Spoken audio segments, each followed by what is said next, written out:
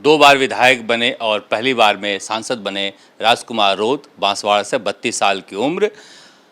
BTP भारतीय tribal party से विधायक बने और उसके बाद वहाँ पर राजनीतिक फैसलों को लेकर अंतर हुआ तो नई पार्टी बना लिए बाप और नई पार्टी से विधायक और सांसद बन गए। हमारे साथ हैं राजकुमार रोत जी। जायंट किलर निकले आप। बहुत सालों से महेंद्रजीत सिंह मालवीय बड़े नेता थे कांग्रेस पार्टी के, ये सोचकर बीजेपी वाले ले गए कि ये हमारे लिए भी बड़े नेता साबित होंगे। पहले तो आपने वहाँ कांग्रेस का सुपड़ा साफ किया, अब बीजेपी वालों का साफ कर दिया। ये कैसे कर रहे हो आप वहाँ? देखो, हमारे पास तो कोई जादू तो है नहीं, न तो जादू की छड़ी है, लेकिन ये ज़रूर है कि हम दिल से काम कर रहे हैं और वहाँ पर लोगों की जो ज़रूरतें हैं उन ज़रूरतों के आधार पे हम लोग काम कर रहे हैं। वो ट्राइबल इलाका है, आदिवासी इलाका है, सरकारें पहले कई बनी आई, आदिवासियों के नाम से अनेक योजना की मीडियाबाजी हुआ, लेकिन वो योजना धरातल पे नहीं पहुंची और वो भ्रष्टाचार की भेंट चढ़ी। तो आज भी ट्राइबल इलाके के अंदर जो मूलभूत सुविधा है, सड़क है, मकान है, प्राथमिक शिक्षा है, वो आज भी नहीं मिल पा रही है।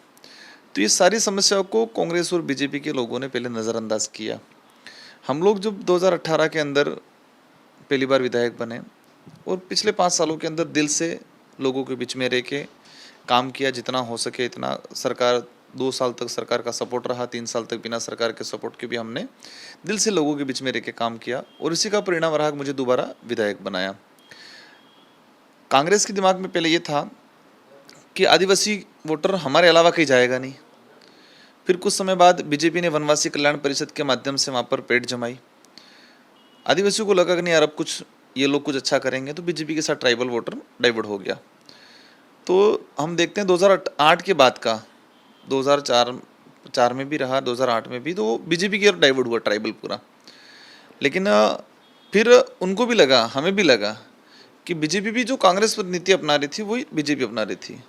हम किसी पार्टी को दोष नहीं दे रहे, हम तो कांग्रेस और बीजेपी से उस क्षेत्र से चुने हुए जो जनप्रतिनिधि हैं, इन लोगों ने ध्यान नहीं दिया।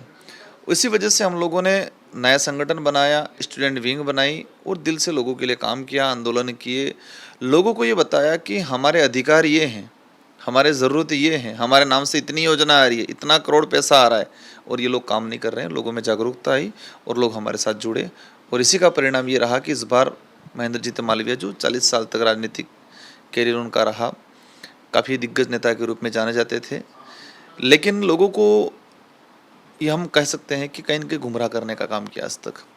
मैं देखता हूँ कि आपके साथ जो भीड़ आती है, युवाओं की खास करके बड़ी संख्या में आती है, वो ऐसा लगता है कि बड़ी उम्मीदों की भीड़ होती है,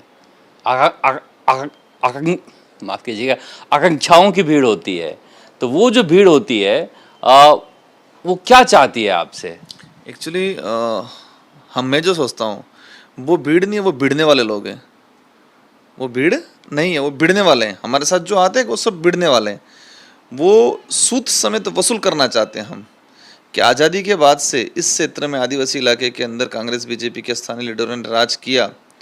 आपने वो जो बजट आया टीएडी के नाम से, ट्राइबल के नाम से, उस बजट को जो भ्रष्टाचार के पेड़ चढ़ाया, रिजर्वेशन जो पॉलिसी जो संविधान में प्रावधान था शेड्यूल 5 का, उस प्रावधानों को धरातल पर लागू नहीं किया, तो हम सब ने ठान लिया है कि सूद समेत वसूल करना है। और सूद समेत वसूल तभी हो पाएगा कि जो लीडर उस दौरान रहे, जिन लीडरों ने आदिवासियों की भावनाओं के साथ खिलवाड़ किया, हमारे लोगों को लगा ये लोग कुछ करेंगे करेंगे करेंगे, नहीं किया है, तो ये सूद समेत वसूल करने का काम कर रहे हैं हम लोग।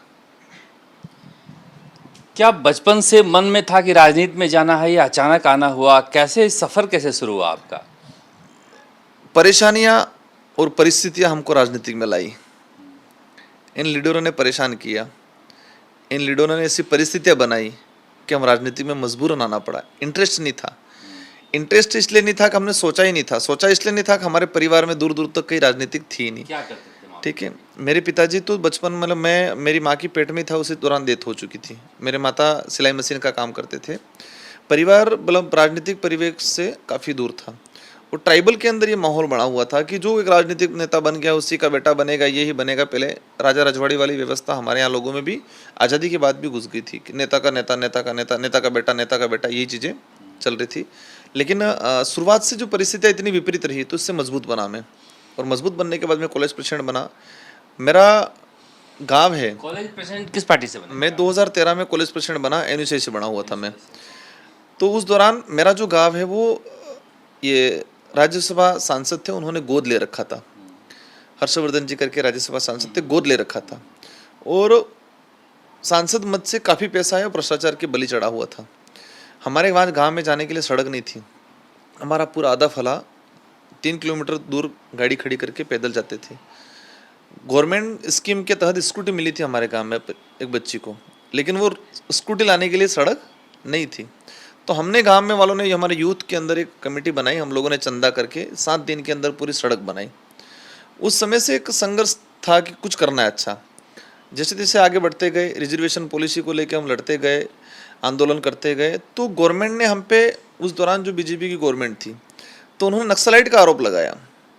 मैंने देश लेवल पे देखा है कि जो ट्राइबल की बात करता है, ट्राइबल के अधिकारों की बात करता है, ट्राइबलों की मूलभूत सुविधाओं की बात करता है, जल जंगल जमीन की बात करता है, ये लोग उसको बदनाम करके नक्सलाइट का आरोप लगाते हैं। हम लोगों पे भी लगाया। तो हमें लगा कि हमें सत्ता में हमको जाना चाहिए, तो इसलिए 2018 के अंदर चुनाव लड़े। बाकी चुनाव लड़ने की कोई मंशा नहीं थी, उन लोगों ने मजबूर किया। बीटीपी में आप आ गए। हाँ, उस दौरान हमारा जो सामाजिक मूवमेंट चल रहा था, सामाजिक मूवमेंट, पूरे सामाजिक मूवमेंट के जुड़े हुए लोगों को उन्होंने मुकदमा दर्ज करवाया, जेल में डलवाया, फर्जी मुकदमे करवाए। फिर हम लोगों को लगा कि नहीं, हमको बचने के लिए सत्ता में हिस्सेदारी बनना पड़ेगा। तो फिर हमने गुजरात में बीटीपी जो चल रहा था उसको लाए और बैंडेड उनका लेके हम चुनाव लड़े। लेकिन धीरे धीरे बीटीपी का भी वो बीजेपी से कनेक्ट होते गए, उनका जो राजनीतिक जो सिस्टम रहता है उस अनुरूप चलते गए। तो हम लोगों को लगा कि हमको हमारा खुद का फ्रंट तैयार करना पड़ेगा, जो हमारे हिसाब से, हमारे लोगों के हिसाब से, लोगों की भावना के हिसाब से चले, तानाशाही सिस्टम नहीं चले। और लग गया था वो बीजेपी में मर्ज होने वाले हैं, तो हमें पहले आभास हो गया था। तो फिर हम धीरे धीरे निकल गए और हमारे खुद की पार्टी बनाई। वहाँ पर आदिवासियों में जाते हैं तो लोग कहते हैं कि आप एंटी हिंदू की बात करते हैं, देवी देवताओं की पूजा नहीं करने की बात करते हैं, या कहते हैं ऐसा, या भ्रम यहाँ फैलाया जाता है? कुछ सच्चाई भी है इसमें। कुछ ऐसा भ्रम भी फैला रहे हैं। एक्चुअली हमें समझना पड़ेगा कि आदिवासी धर्म पूर्वी समाज है। आदिवासियों की पूजा पद्धति किसी भी धर्म से नहीं मिलती है, न हिंदू पद्धति है उससे नहीं मिलती है, न ईसाई से मिलती है, न जैन से मिलती है, किसी भी धर्म से नहीं मिलती है। आदिवासी वास्तविक प्रकृति पूजक है। और आदिवासी अगर देखा जाए जितना धार्मिक है इतना कोई धार्मिक नहीं है। आदिवासी जितना धार्मिक है इतना कोई धार्मिक नहीं है। और आदिवासी मूल रूप से किसी भी धर्म में नहीं आता है, न ईसाई है न हिंदू है। ये सुप्रीम कोर्ट का जजमेंट है 2011 में। उस जजमेंट में भी कहा गया कि आदिवासी किसी धर्म में नहीं आता है। तो वास्तविक देखा जाए आदिवासी किसी धर्म में नहीं आते, प्रकृति पूजक है। हम लोग जाते हैं छत्तीसगढ़, उड़ीसा, उधर तो अलग से धर्म कोड का लंबे समय से डिमांड चल रही है। और हमारी जो पॉपुलेशन, जनसंख्या, जो जनगणना हुई अंग्रेजी शासन व्यवस्था में 1871 के आसपास से शुरुआत हुआ था। तो 1951 तक की जनगणना में ट्राइबल को अलग से कॉलम दिया था, वो किसी धर्म में काउंट नहीं किया था, क्योंकि अंग्रेज भी समझते थे कि ये लोग किसी धर्म में नहीं आते, क्योंकि उनकी पूजा पद्धति, विवाह पद्धति सब बिल्कुल अलग है। तो वास्तविक आदिवासी किसी धर्म में नहीं आता है। इस इलाके में सबसे ज़्यादा राहुल गांधी आए, आपको याद है? 5 साल में अगर देखें, सबसे राजस्थान में किसी इलाके में सबसे ज़्यादा आए होंगे राहुल गांधी तो बांसवाड़ा इलाके में आए होंगे। और प्रधानमंत्री नरेंद्र मोदी भी आए। और इतना होने के बावजूद उस इलाके में अगर दोनों ही पार्टियों को जनाधार कम हो रहा है, तो इसकी वजह क्या मानते हैं आप? देखो, वजह तो कई वजह हैं, बहुत सारी वजह हैं। उन्होंने देखो, लोग समझ चुके हैं। मोदी जी ने भी लोकसभा चुनाव में भी सफाई की थी, सीएम साहब भी आए थे। लेकिन लोग समझ चुके हैं कि ये लोग हमको टोपी पहनाने का काम करते हैं। चुनाव के दौरान आते हैं, गुमराह करते हैं, लालच देते हैं।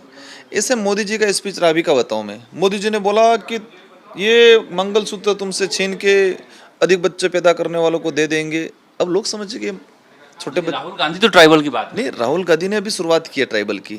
लेकिन ये चीज़ें अगर उन्होंने 10 साल पहले कर दी होती तो कुछ परिस्थितियाँ वर्तमान में अलग होती। और इसी वजह से अगर देखा जाए, ट्राइबल लोगों के अंदर एक भावना भी वापस कांग्रेस के प्रति जागी है, हमारा इलाका छोड़ के बाकी इलाके के अंदर। लेकिन वास्तविक देखा जाए, पुरानी जो कांग्रेस थी, लोकल लीडर थे, उन्होंने भी कहीं न कहीं शोषण करने का काम आदिवासियों के साथ किया। अभी परिवर्तन आ चुका है और वो लंबे समय तक चलेगा। ऐसा नहीं है कि कुछ समय तक चलेगा, ऐसा हो जाएगा, ऐसा नहीं है। लोगों को समझ में आ गया है, हम लोग लोगों की जो वास्तविक समस्या, उन समस्या को लेके काम कर रहे हैं। तो अभी आप इंडिया गठबंधन में हैं, नहीं हैं? आपको इंडिया गठबंधन ने जबरन रखा था, मतलब ये स्थिति अभी तक क्लियर नहीं हो पाई थी। इसको लेके तो सब कंफ्यूज है, मीडिया भी कंफ्यूज है, इंडिया गठबंधन वाले भी कंफ्यूज है, इंडिया वाले भी कंफ्यूज है। वहाँ की परिस्थिति अलग टाइप की बनी और बांसवाड़ा चुनाव बहुत अलग तरीके से हुआ। मतलब शायद मेरे हिसाब से बांसवाड़ा जो चुनाव हुआ, उस तरह का कहीं देश में अन्य जगह चुनाव नहीं हुआ होगा। एक तरफ कांग्रेस का कैंडिडेट उतरा भी सही, फिर इंडिया गठबंधन के तरफ घोषणा भी हुई, कैंडिडेट ने वापस फॉर्म भी नहीं उतरे वो और हमारे पर्दे के पीछे कांग्रेसी मदद भी कर रहे थे। बीच कुछ कांग्रेसी जो दिन में कांग्रेसी कह रहे थे, रात को बीजेपी कर रहे थे। और एक्चुअली यहाँ के प्रदेश अध्यक्ष गोविंद डोटासरा जी और रंधावा जी, उनका अच्छा सहयोग रहा। उन्होंने ठान लिया था कि जो महेंद्रजीत मालवीय जो CWC मेंबर बनाया था, जो 2-3 बार मंत्री बना था, कांग्रेस ने इतना कुछ दिया, कांग्रेस को धोखा देके तो गया, लेकिन कांग्रेस को गाली दे रहा है, तो उसको सबक सिखाना है। उन लोगों ने समझा, हमारी चर्चा हुई, हमने बात भी की उनसे और उन्होंने इंडिया अलायंस में घोषणा कर दी। इसका हमें प्रॉफिट मिला, अच्छा खासा, अच्छा मदद मिली उनकी अभी आप हैं इंडिया अलायंस में? एक्चुअली इंडिया अलायंस जो हुआ है, इंडिया अलायंस के वक्त जो पार्टियाँ जो मतलब जिन पार्टियों का अलायंस में नाम था, उसमें हम इंडिया अलायंस में नहीं थे। चुनाव की परिस्थितियों के बाद ये चीज़ें हुई है। अभी हमारी जो मानसिकता है, इंडिया गठबंधन का कहीं ना कहीं हमारे प्रति अच्छा रहा, तो उनकी ज़रूरत पड़ेगी तो हम उनके साथ रहेंगे, लेकिन अभी तो हम स्वतंत्र ही रहेंगे। न इंडिया आप अकेले लड़ेंगे? नहीं, आने वाले समय में अकेले लड़ेंगे। कुछ परिस्थितियाँ रही, हमारी कुछ बातें हैं, मुद्दे हैं, हम जो डिमांड करेंगे उस आधार पे अगर बात करेंगे तो परिस्थिति बदलेगी, लेकिन हम स्वतंत्र ही रहेंगे वर्तमान में। इसलिए कि वोट बैंक दोनों का एक ही है, एक ही वहां पर जिंदा रहेगा। जैसे आम आदमी पार्टी और कांग्रेस की हालत है, वो इस तरह आपकी और कांग्रेस की हालत है। स्वतंत्र ही रहेंगे। अभी जो परिस्थितियाँ है, जरूरत पड़ी सेंट्रल में इंडिया गठबंधन की, उनको जरूरत पड़ी हमारी, तो हम उनके साथ खड़े रहेंगे, लेकिन वर्तमान में हम स्वतंत्र रहेंगे। क्या किसी परिस्थिति में एनडीए में भी जा सकते हैं? नहीं, पॉसिबल नहीं है, क्योंकि जो परिस्थितियाँ जो जल जंगल जमीन से जुड़ा हुआ आदिवासी है, आदिवासी समुदाय जल जंगल जमीन से जुड़ा हुआ है।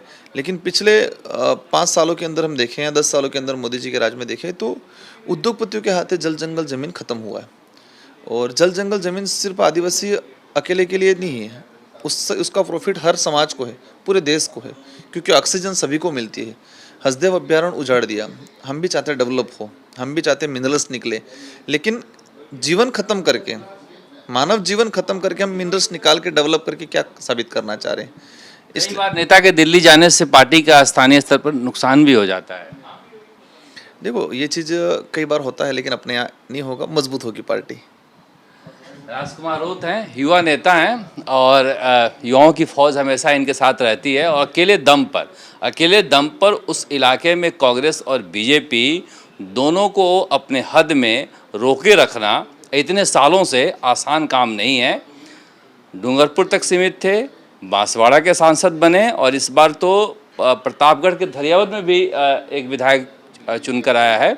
तो इस पूरे इलाके में धीरे धीरे पैर पसार रहे हैं और दोनों ही पार्टियों के लिए एक बड़ी चुनौती बनकर उभरे हैं। मगर जैसा कि ये कह रहे हैं कि ये कोई अस्थायी घटनाक्रम नहीं है बाप पार्टी, हम लंबे समय के राजनीति के लिए आए हैं और लंबे समय तक बने रहेंगे।